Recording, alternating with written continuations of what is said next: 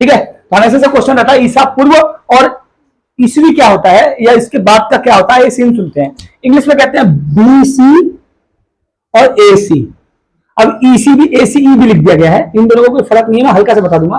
मैंने आपको बताया है कि इंसान ने ही पढ़ाई बनाई है और हम भी इंसान हैं, तो हम भी पढ़ सकते हैं आराम से, कोई दिक्कत नहीं है। आइए शुरू करते हैं।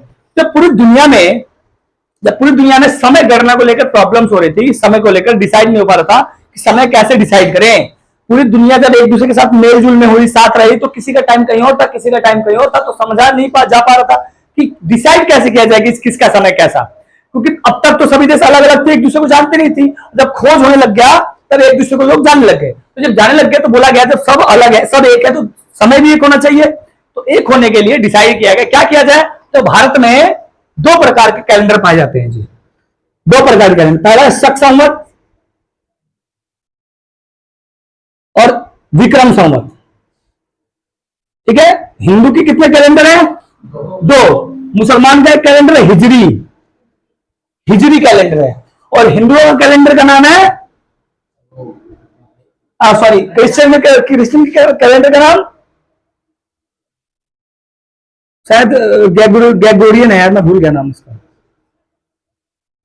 ग्रेगोरियन कैलेंडर मान लो उसको, ग्रेगोरियन कैलेंडर मान लो उसको, मुझे याद नहीं है नाम, मैं बाद में बताऊंगा। फिर नोटिस किया गया कि इन चारों में से कौन सा कैलेंडर माना जाए। तो इस चारों कैलेंडर में से देखा गया, क्योंकि आपको पता होगा ये जो क्रिश्चियन है, क्रिश्चियनिटी पूरी दुनिया में फैली गई थी और इन्होंने सबको क्या बना लिया था, ग्रेगोरियन कैलेंडर है ना। हाँ ठीक है, ठीक है। तो इन क्रिश्चियनिटी ज्यादा फैली हुई थी इन सबसे, तो डिसाइड किया गया क्रिश्चियनिटी को ही लेते हैं। अब लेते हैं तो कैसे लोग मानेंगे? तो लोग मानेंगे तीन टाइम से। पहला टाइम होगा बिफोर क्राइस्ट, आफ्टर क्राइस्ट, और बीच में होगा क्राइस्ट। जिस दिन जन्म लिया उसको मानेंगे 0, और जिस दिन से हुआ उस दिन +1 +2 +3, और इधर -1। तब ईसवी पूर्व मतलब होता है पहले, किससे? क्रिश्चियन की जन्मदिन से पहले, और ईसवी बाद मतलब क्रिश्चियन के जन्मदिन के बाद। ये दो टाइम बाद आ गया बेटा। इसलिए 200 ईसा पूर्व भी होता है और 200 ईसवी भी होता है, तो कंफ्यूज नहीं होना है।